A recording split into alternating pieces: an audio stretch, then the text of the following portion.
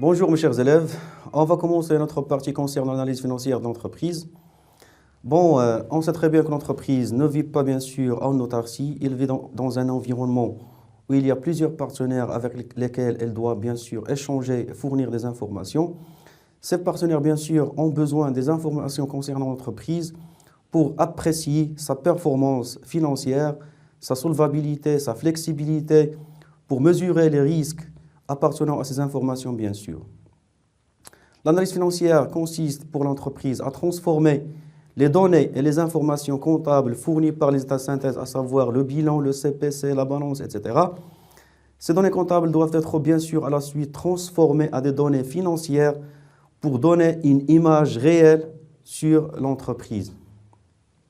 Ces données, ces informations doivent être transformées aux gestionnaires de l'entreprise, aux banques de l'entreprise, aux fournisseurs de l'entreprise, au comité de l'entreprise, pour que tous ces partenaires, bien sûr, aient la bonne information sur la solvabilité et la performance financière de l'entreprise. Pour les gestionnaires, pourquoi ils ont besoin des informations financières? Tout simplement parce que ce sont les gestionnaires de l'entreprise. Ils doivent savoir, bien sûr, est-ce que l'entreprise marche dans le bon sens? Est-ce qu'il toujours prend les mesures financières appropriées pour son devenir et son futur, bien sûr? Pour les créanciers de l'entreprise, savoir les fournisseurs, ils ont besoin d'apprécier la performance financière de l'entreprise pour décider de lui accorder ou non les délais de règlement. Pour les banques, bien sûr, ils doivent avoir, bien sûr, une appréciation financière sur l'entreprise pour que ces banques, bien sûr, décident ou non de lui accorder aussi des prêts ou bien sûr des emprunts et des crédits. Pour aussi les comités de l'entreprise, pour que ces derniers, bien sûr, aient une bonne image, bien sûr, ou bien aient une réelle image sur la performance financière de l'entreprise avant de décider de faire ou non des revendications salariales.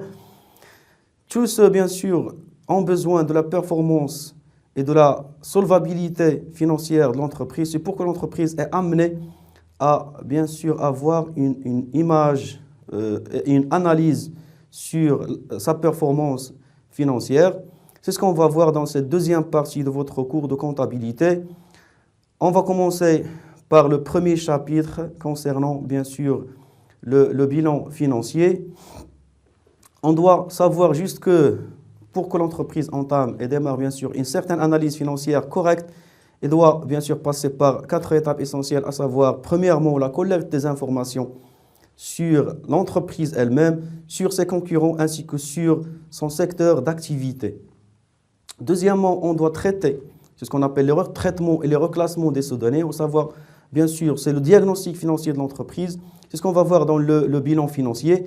Troisièmement, fournir des outils, bien sûr, pour ce diagnostic. Et dernièrement, ce qu'on appelle la synthèse des résultats ou le calcul des ratios financiers de l'entreprise.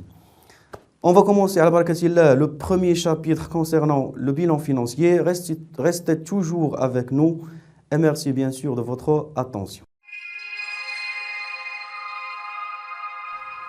Bonjour mes chers élèves, on va commencer notre premier chapitre concernant le bilan financier. Alors, qu'est-ce qu'on veut dire par le bilan financier? Le bilan financier est un état, bien sûr, qui permet à l'entreprise de visualiser l'ensemble des emplois et des ressources de cette entreprise. Bien sûr, c'est toujours à partir des états de synthèse établis comptablement, à savoir le bilan comptable, le CPC, bien sûr, la balance, etc. Avant de passer du bilan comptable au bilan financier, bien sûr, le bilan financier donne une idée réelle, bien sûr, sur les valeurs de l'entreprise. Le passage du bilan comptable au bilan financier passe toujours, bien sûr, par un ensemble des étapes que l'on nomme les retraitements et les reclassements. Qu'est-ce qu'on veut dire par les retraitements et les reclassements? Les retraitements consistent à éliminer des immobilisations en non-valeur, l'ensemble des actifs fictifs, à savoir les frais préliminaires, bien sûr, et les frais de constitution. Et la constatation des plus-values ou des moins-values, c'est la comparaison entre la valeur réelle et la valeur comptable. Par exemple, si j'ai acquis, bien sûr, un terrain avec une valeur, par exemple, de 300 000 dirhams, et je trouve que la valeur de ce terrain réellement maintenant n'est pas de 300 000 dirhams, par exemple, elle est de 400 000 dirhams. Alors, dans ce cas-là, j'ai constaté une plus-value de 100 000 dirhams. Et je dois bien sûr la retraiter. Les reclassements, ce sont les postes d'actifs et leur liquidité, et les postes du passif et leur exigibilité. Bien sûr, les postes d'actifs, on trouve l'actif immobilisé, l'actif circulant et la trésorerie active. Pour les postes du passif, on trouve les capitaux propres, les dettes qui contiennent les dettes à long et moyen terme et les dettes à court terme, et bien sûr la trésorerie passive.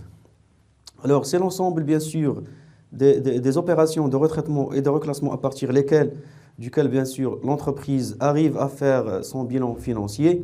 On va voir un petit exemple, bien sûr, où on va voir une illustration schématisée, un simple tableau qui contient l'ensemble des opérations de reclassement et de retraitement.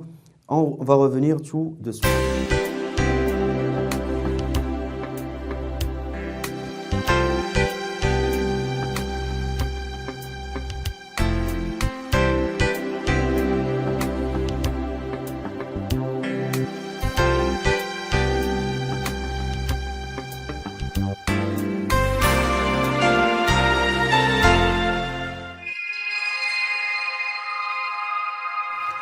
Après avoir effectué les reclassements et les retraitements nécessaires à l'exploitation financière du bilan financier, on va voir c'est quoi le bilan financier condensé.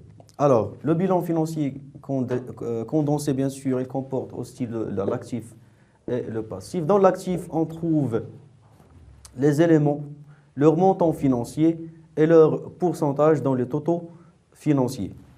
Pour les éléments, on trouve les valeurs immobilisées, bien sûr, après avoir été retraitées, les valeurs d'exploitation ou les stocks et les valeurs réalisables, ainsi que les valeurs disponibles. Pour les valeurs réalisables, elles comportent les créances et les TVP.